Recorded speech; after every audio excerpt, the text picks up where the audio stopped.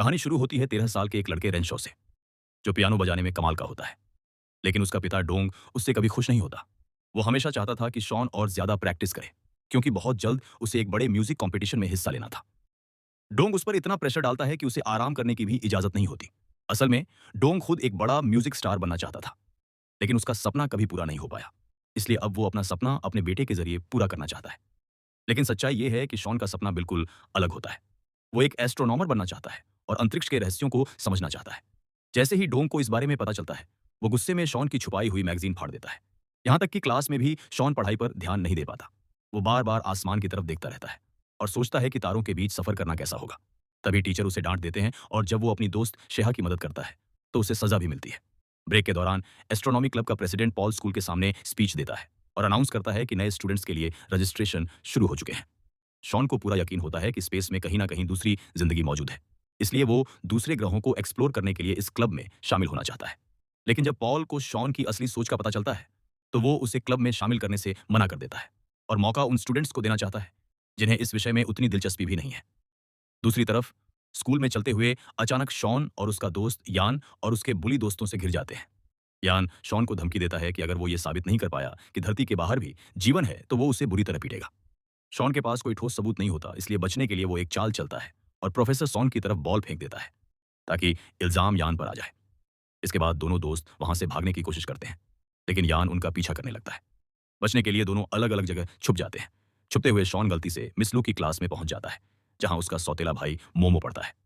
Class खत्म होने के बाद वो मोमो की मां से मिलता है, जो उसे डिनर के लिए इनवाइट करती है। लेकिन तभी उसका पिता डोंग वहां आ जाता है और बातचीत बीच में रोककर शॉन को घर वापस ले जाता है। असल में बचपन में शॉन की मां उसे छोड़कर दूसरी फैमिली के साथ रहने लगी थी और डोंग आज तक उसे माफ नहीं कर पाया। घर पर डिनर के दौरान पिता और बेटे के बीच फिर बहस हो जाती है, क्योंकि डोंग चाहता है कि शॉन हर रात पियानो की प्रैक्टिस करे। लेकिन अब शॉन को खुद पियानो से नफरत होने लगती है। गुस्से में वो अपने कमरे में जाता है और अपने पिता की फोटो पर सींग बनाकर अपनी भड़ास निकालता है, लेकिन मजबूरी में फिर बैठकर प्रैक्टिस करने लगता है। अचानक एक चमकता हुआ स्टार उसकी खिड़की से अंदर आता है और शॉन देखता है कि उसके बेड पर रखा पांडा टॉय गायब हो चुका है। अगले ही पल वही पांडा उसके सामने आ जाता है और डर के मारे शॉन उस पर हमला कर देता है। तभी उसका पिता कमरे में आता है और शॉन उसे बताता है कि खिलौना जिंदा हो गया है। लेकिन डोंग उसकी बात पर यकीन नहीं करता और गुस्से में उस टॉय को पैरों तले कुचल देता है और उससे मारने लगता है। डोंग को लगता है कि शॉन सिर्फ प्रैक्टिस से बचने के लिए बहाने बना रहा है, इसलिए वो उसे फिर से पियानो बजाने का ऑर्डर देता है। लेकिन जैसे ही शॉन कमरे से बाहर जाता है, पांडा दोबारा हिलने लगता है। इस बार शॉन उसे पकड़ने के लिए बेस बैट उठा लेता है, लेकिन वो अजीब जीव बहुत तेज होता है और आसानी से भाग निकलता है। इसके बाद वो पांडा पियानो के पास जाता है और बजाने लगता है। कुछ ही सेकंड में उसकी धुन पूरे कमरे में फैल जाती है और आसपास की चीजें हवा में तैरने लगती हैं। ये नजारा देखकर शॉन पूरी तरह हैरान रह जाता है। अब उसे समझ आता है कि ये कोई खतरनाक चीज नहीं है। जैसे ही वो धीरे धीरे उसके करीब जाता है, उसे पता चलता है कि ये पांडा असल में एक एलियन है, जो अल्फा 18 नाम के ग्रह से आया है और इस खिलौने के शरीर में आ गया है।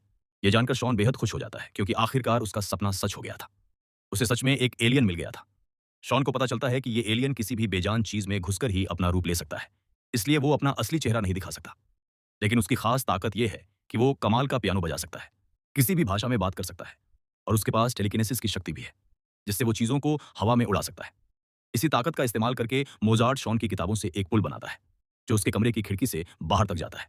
शॉन धीरे धीरे उस पुल पर चलता है और मोजार्ट के सिर से निकल रहे टेंटेकल को पकड़ लेता है। लेकिन तभी किताबों का पुल टूट जाता है और दोनों नीचे गिरने लगते हैं। आखिरी समय पर मोजार्ट खुद को छुड़ाकर शॉन की जान बचा लेता है। इसके बाद वो उसे डांटता है और कहता है कि दोबारा कभी उसके टेंटेकल को हाथ ना लगाए। फिर वो उसे वापस कमरे में लाता है और शॉन सो जाता है। रात में मोजार्ट अपने मिशन की प्रोग्रेस चेक करता है और अपने प्लान का पहला फेज शुरू करता है, जिसे उसे अगले 2 महीनों के अंदर पूरा करना है। अगली सुबह जैसे ही शॉन उठता है, वो पूरे कमरे में मोजार्ट को ढूंढने लगता है। जब उसे मोजार्ट मिलता है, तो वो देखता है कि मोजार्ट उसकी फेवरेट घड़ी पहने वहीं बैठा हुआ है। शॉन उसे बताता है कि उसे स्कूल जाना है और कहता है कि वो घर में छुप कर रहे, लेकिन मोजार्ट उसकी बात मानने से इनकार कर देता है और उसके साथ जाने की जिद करने लगता है। मजबूर होकर शॉन उसे अपने साथ स्कूल ले जाता है। क्लास में वो मोजार्ट को अपनी डेस्क के नीचे छुपा देता है, लेकिन मोजार्ट को इतनी छोटी जगह बिल्कुल पसंद नहीं आती, इसलिए वो बार बार बाहर निकलने की कोशिश करता रहता है।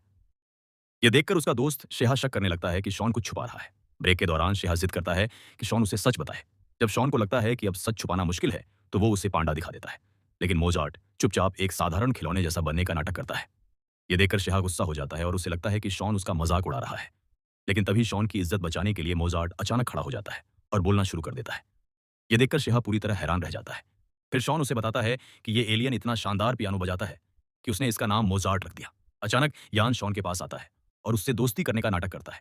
लेकिन जब वो फिर से शॉन के दोस्त को परेशान करने लगता है, तो मोजार्ट ये सब देखकर चुप नहीं रह पाता। वो अपनी शक्तियों का इस्तेमाल करता है और यान को तेजी से घुमाने लगता है। जब वो रुकता है, तो सबके सामने यान लड़कियों के कपड़ों में पहुंच चुका होता है और शर्मिंदगी में वहां से भाग जाता है। उसी दोपहर शॉन और शेहा फुटबॉल मैच खेलते हैं। उनकी टीम का मुकाबला पॉल की टीम से होता है और शुरुआत में ऐसा लगता है कि वो बुरी तरह हार जाएंगे। लेकिन मोजार्ट की मदद से शेहा ऐसे शॉट मारने लगता है कि हर कोशिश गोल में बदल जाती है और उनकी टीम मैच जीत जाती है। दूसरी तरफ पीटी क्लास के बाद शॉन स्कूल के कॉरिडोर में चल रहा होता है। तभी वो जिंग को देखता है, वही लड़की जिसे वो हमेशा से पसंद करता था, लेकिन कभी अपने दिल की बात कहने की हिम्मत नहीं जुटा पाया। तभी वो देखता है कि पॉल जिंग को फूलों का बुके दे रहा है। ये देखकर शॉन को जलन होने लगती है। वो पॉल को शर्मिंदा करने के लिए मोजार्ट से मदद मांगता है। मोजार्ट अपनी शक्ति का इस्तेमाल करके पॉल की विग खींच लेता है और वो नीचे गिर जाता है। साथ ही उसकी पैंट भी फट जाती है। ये देखकर जिंग हंसने लगती है और पॉल शर्मिंदगी में वहां से चला जाता है। शॉन और उसके दोस्त छुपने की कोशिश करते हैं, लेकिन जिंग उन्हें देख लेती है और उनका पीछा करने लगती है। इसी दौरान उसे भी पता चल जाता है कि शॉन का टेडी बियर कोई साधारण खिलौना नहीं, बल्कि सुपर पावर्स वाला है। दूसरी तरफ यान अब सच में एक ऐसे ग्रुप से जुड़ जाता है जो एलियन लाइफ पर रिसर्च करता है और दूसरे ग्रहों पर जीवन की खोज करता है। इस ग्रुप की लीडर एक अजीब औरत होती है जो खुद को इंटरगैलेक्टिक रूलर कहती है और दावा करती है कि वो धरती को एक नए युग में ले जाने आई है। उसी शाम शॉन, शेहा और जिंग मोजार्ट से मदद मांगते हैं ताकि वो स्कूल की पानी की टंकी के ऊपर चढ़ सकें और ऊपर से शहर देख सकें। मोजार्ट हवा में तैरते पत्थरों की सीढ़ी बना देता है और तीनों ऊपर पहुंच जाते हैं। वहां से वो शहर के ऊपर डूबते हुए खूबसूरत सूरज को देखते हैं। उसी शाम जब डोंग घर लौटता है, तो उसे अपने बेटे के कमरे से पियानो की आवाज सुनाई देती है।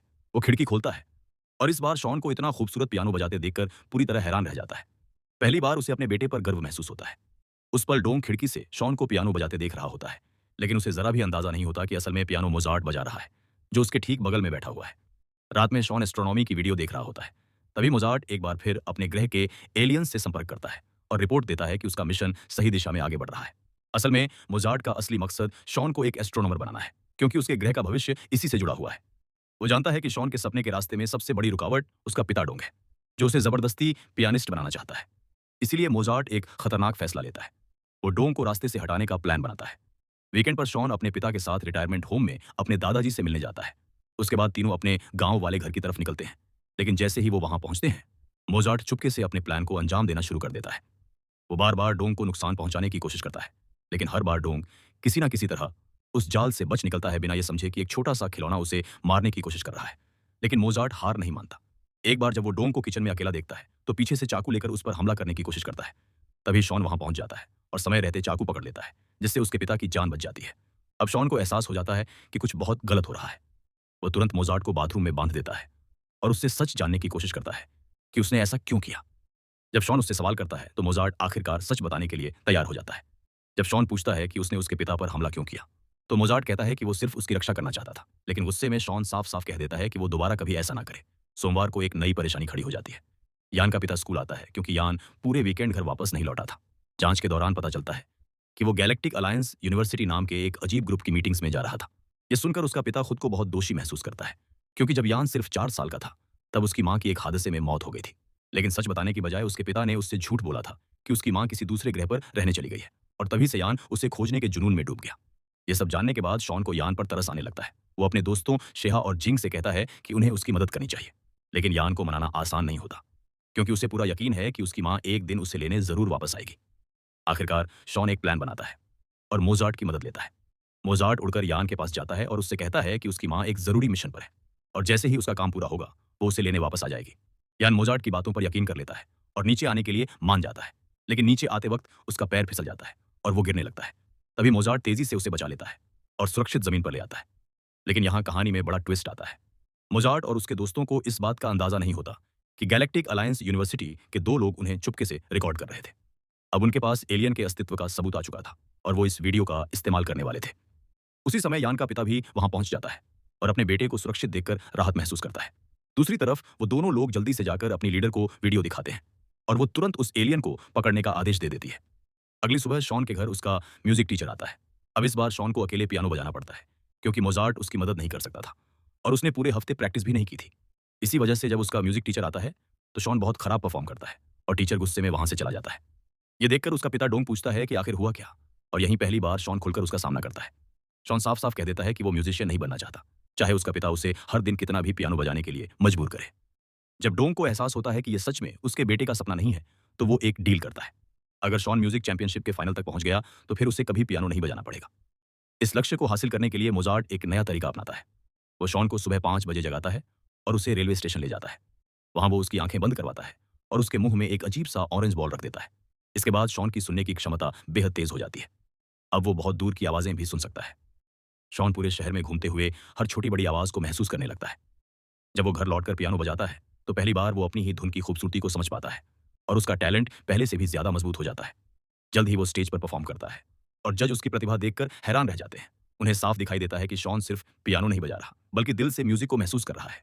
धीरे धीरे उसका नाम अखबारों में आने लगता है और लोग उसे नया म्यूजिक प्रोडिजी कहने लगते हैं। जब शॉन फाइनल तक पहुंच जाता है तो डोंग को अपने बेटे पर बहुत गर्व महसूस होता है, लेकिन तभी उसे उनकी डील याद आती है। शॉन भी अपनी बात पर कायम रहता है और कहता है कि वो फाइनल में हिस्सा नहीं लेगा, क्योंकि अब वो पियानो छोड़ना चाहता है। लेकिन डोंग उसे सिर्फ एक आखिरी मैच खेलने के लिए मना लेता है, जिसके बाद वो जो चाहे कर सकता है। आखिरकार जब शॉन स्टेज पर जाता है तो वो वही धुन नहीं बजाता जिसकी उसने प्रैक्टिस की थी, बल्कि उसी वक्त कुछ बिल्कुल नया बनाना शुरू कर देता है। उसकी यूनिक परफॉर्मेंस जजों को और भी ज्यादा प्रभावित करती है और आखिर में शॉन यू एआई कप जीत जाता है। इस जीत के साथ वो अपने पिता को पहले से भी ज्यादा गर्व महसूस करवाता है। उसी शाम शॉन की माँ यूसा भी उसकी परफॉर्मेंस देखने आती है। जाने से पहले वो उसे जीत की बधाई देती है, कहती है कि उसे अपने बेटे पर बहुत गर्व है और उसे गले लगाकर वहां से चली जाती है। तभी शॉन के दोस्त भी वहां पहुंच जाते हैं और जिंग उसे बताती है कि उसका परिवार 2 दिनों में शेनजेन शिफ्ट होने वाला है। ये सुनकर शॉन का दिल टूट जाता है, लेकिन वो ऐसे दिखाता है जैसे उससे कोई फर्क नहीं पड़ा और चुपचाप वहां से चला जाता है। अगली सुबह शॉन को अपने दादाजी से एक टेलीस्कोप मिलता है और उसके पिता की तरफ से एक एस्ट्रोनॉमी बुक। लेकिन असल में डोंग ये गिफ्ट्स इसलिए देता है ताकि वो शॉन को देश की सबसे बड़ी म्यूजिक अकेडमी में पढ़ने के लिए मना सके। जैसे ही शॉन को ये बात समझ आती है वो गुस्सा हो जाता है और साफ मना कर देता है। वो अपने पिता पर झूठ बोलने का आरोप लगाता है और अपने कमरे में चला जाता है। कमरे के अंदर वो मोजार्ट से कहता है कि वो यहाँ से भागने में उसकी मदद करे, लेकिन उससे पहले वो अपने दोस्त शेहा को अलविदा कहना चाहता था। वो उसे अपने साथ जिंग के घर ले जाता है और उसे शहर की आखिरी सैर के लिए इनवाइट करता है, क्योंकि वो बहुत जल्द यहाँ से जाने वाली थी। तभी मोजार्ट झील में तैरती हुई एक नाव को देखता है और अपनी शक्ति का इस्तेमाल करके उसे उड़ने वाला जहाज बना देता है। पार्क में मौजूद लोग ये नज़ारा देखकर हैरान रह जाते हैं और तीनों दोस्त उस पर बैठकर अपनी छोटी सी एडवेंचर यात्रा पर निकल जाते हैं। लेकिन खतरा अभी भी उनका पीछा कर रहा था। उसी समय वो रहस्यमयी औरत और उसके लोग भी वहां पहुंच जाते हैं और उस उड़ने वाली नाव का पीछा करने लगते हैं। कुछ देर बाद तीनों दोस्त एक सुनसान टावर पर उतरते हैं और रात के आसमान में चमकते तारों को देखने लगते हैं। तभी मोजार्ट अपनी घड़ी की तरफ देखता है और उसे एहसास होता है कि उसके मिशन को पूरा होने में सिर्फ 17 घंटे बाकी हैं। वो अपनी शक्तियों का इस्तेमाल करके मिल्की वे का एक शानदार होलोग्राम बनाता है, जिससे तीनों दोस्त तारों को बेहद करीब से देख पाते हैं। ये नज़ारा देखकर शॉन बेहद खुश हो जाता है, क्योंकि पहली बार वो अपनी सपनों की दुनिया को इतना करीब से देख रहा था। अब शॉन की आंखों में सिर्फ एक सवाल होता है और वो मोजार्ट से उसके ग्रह के बारे में पूछता है। मोजार्ट अपने होलोग्राम की मदद से बच्चों को अल्फा 18 ग्रह का एक छोटा मॉडल दिखाता है, लेकिन इतनी ज्यादा शक्ति इस्तेमाल करने के बाद वो बहुत थक जाता है और आराम करने के लिए लेट जाता है। सोने से पहले शॉन उससे एक कहानी सुनाने को कहता है और यही मोजार्ट एक बड़ा राज खोलता है। वो कहता है कि अगले 60 सालों में इंसान पहली बार एलियंस से संपर्क करेंगे और वो एलियंस अल्फा 18 के रहने वाले होंगे। साथ मिलकर वो एक नया ग्रह बनाएंगे जहां दोनों प्रजातियां एक साथ रहेंगी। लेकिन इस सब के पीछे एक इंसान होगा, एक एस्ट्रोनॉमर, जो दोनों दुनियाओं को जोड़ने का काम करेगा, और वो इंसान कोई और नहीं बल्कि खुद शॉन होगा। अगर शॉन अपने असली सपने को छोड़कर कोई दूसरा रास्ता चुन लेता है तो ये दोनों दुनियाएं कभी नहीं मिल पाएंगी। इसलिए मोजार्ट को धरती पर भेजा गया था ताकि वो शॉन को उसके असली रास्ते पर चलने में मदद कर सके और उसके पिता के दबाव में भटकने ना दे। कहानी सुनाते हुए मोजार्ट देखता है कि शॉन सो चुका है। वो चुपचाप उसकी घड़ी वापस रखने जाता है, लेकिन तभी उसे कहीं से बहुत खूबसूरत संगीत सुनाई देता है। उस आवाज का पीछा करते करते वो काफी दूर पहुंच जाता है, लेकिन वहां वो एक जाल में फंस जाता है और पकड़ लिया जाता है। अगली सुबह शॉन, शेहा और जिंग अपने माता पिता और पुलिस की आवाजों से जागते हैं, जो उन्हें ढूंढते हुए वहां पहुंच चुके थे। लेकिन शॉन को सबसे ज्यादा चिंता मोजार्ट की होती है। वो उसे हर जगह ढूंढता है, लेकिन उसे लगता है कि मोजार्ट उसे छोड़कर चला गया। घर पहुंचने के बाद अचानक उसकी घड़ी बीप करने लगती है और उसे पता चलता है कि मोजार्ट सिर्फ 7 घंटों में इस ग्रह को छोड़कर चला जाएगा। ये सुनते ही शॉन घबरा जाता है और तुरंत उसे ढूंढने निकल पड़ता है। इसी बीच जिंग प्लेन में बैठने वाली होती है, लेकिन जैसे ही उसे मोजार्ट के गायब होने की खबर मिलती है, वो अपने पिता को अलविदा कहकर वापस शॉन की मदद करने लौट आती है। अब दोनों दोस्त यान के घर जाते हैं और उसे बताते हैं कि वही एलियन जिसने उसकी जान बचाई थी अब गायब हो चुका है। अचानक यान को मोजार्ट के साथ एक अजीब सा कनेक्शन महसूस होता है और वो उसकी आवाज सुन पाता है। उसे पता चलता है कि कुछ लोग जानबूझकर तेज आवाजें पैदा कर रहे हैं ताकि मोजार्ट कमजोर हो जाए। और अब शॉन और उसके दोस्तों को समझ आ जाता है कि मोजार्ट बहुत बड़े खतरे में फंस चुका है। दूसरी तरफ वो लोग जानबूझकर बहुत तेज आवाजें पैदा कर रहे होते हैं, जिससे मोजार्ट कमजोर पड़ जाता है और अपनी शक्तियों का इस्तेमाल नहीं कर पाता। शॉन यान की मदद से उस म्यूजिक को पहचानता है जो मोजार्ट सुन रहा था, और इसी से उन्हें पता चलता है कि उसे गैलेक्टिक अलायंस यूनिवर्सिटी के छुपे हुए अड्डे पर ले जाया गया है। रास्ते में उनकी मुलाकात जिंक से होती है, जो पॉल के साथ लिफ्ट लेकर शॉन को ढूंढने आई थी। अब चारों दोस्त उस जगह पहुंच जाते हैं जहां मोजार्ट को कैद करके रखा गया था। जैसे ही वो वहां पहुंचते हैं, वो अंदर घुस जाते हैं और देखते हैं कि मोजार्ट को आग में जिंदा जलाने की तैयारी की जा रही है। वो तुरंत उसे बचा लेते हैं और एस्ट्रोनॉमी क्लब के बनाए हुए हथियारों से दुश्मनों पर हमला कर देते हैं। लड़ाई के दौरान वो रहस्यमयी औरत मौका देखकर मोजार्ट को लेकर भाग जाती है। ये देखकर शॉन उसके पीछे दौड़ता है, लेकिन डींग उसे रोककर नीचे धक्का दे देता है। तभी अचानक डोंग वहां पहुंच जाता है और उस आदमी को पकड़ लेता है जो उसके बेटे पर हमला कर रहा था। इसी मौके का फायदा उठाकर शॉन आगे बढ़ता है और मोजार्ट को बचाने की कोशिश करता है। यही कहानी में एक इमोशनल मोमेंट आता है। डोंग शॉन से माफी मांगता है और कहता है कि उसने उसे उस रास्ते पर चलाने की कोशिश की जो कभी उसका सपना था ही नहीं। जब शॉन गायब हो गया था, तभी उसे अपनी गलती का एहसास हुआ और अब वो चाहता है कि उसका बेटा अपना भविष्य खुद चुने। ये सुनते ही शॉन देखता है कि मोजार्ट की घड़ी 100% तक पहुंच चुकी है, यानी उसका मिशन पूरा हो चुका था। उसी वक्त बाकी सभी लोग भी वहां पहुंच जाते हैं और गुस्से में वो औरत मोजार्ट को आग में फेंक देती है। लेकिन मोजार्ट अपनी शक्तियों का इस्तेमाल करके हवा में उड़ जाता है और उसके कपड़ों में आग लगा देता है। इसके बाद वो जमीन पर गिर जाता है। शॉन उसे बचाने की कोशिश करता है, लेकिन मोजार्ट कहता है कि अब उसे अपने ग्रह वापस जाना होगा और वो वादा करता है कि वो दोनों फिर से मिलेंगे। तभी आसमान से एक नीली रोशनी नीचे आती है और मोजार्ट को अपने साथ ले जाती है। और जैसे ही वो वहां से जाता है, कुछ अजीब होने लगता है। हर कोई उसे भूल जाता है, यहाँ तक कि शॉन भी। लेकिन शॉन को एक चीज अब भी याद रहती है, अपने पिता का वादा। अब वो अपने सपने यानी एक एस्ट्रोनॉमर बनने के रास्ते पर आगे बढ़ता रहता है। हालांकि उसे स्कूल के एस्ट्रोनॉमी क्लब में जगह नहीं मिलती, लेकिन वो अपने खुद के प्रोजेक्ट्स शुरू कर देता है। जिनके जाने से उसका दिल टूट चुका था, लेकिन फिर भी दोनों दूर रहकर जुड़े रहते हैं।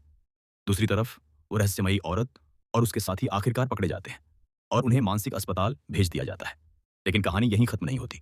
एक दिन असली एलियंस उसके सामने आते हैं और उससे शॉन को खत्म करने में मदद मांगते हैं। अब वो औरत इस मौके का इस्तेमाल अपना बदला लेने के लिए करने वाली है।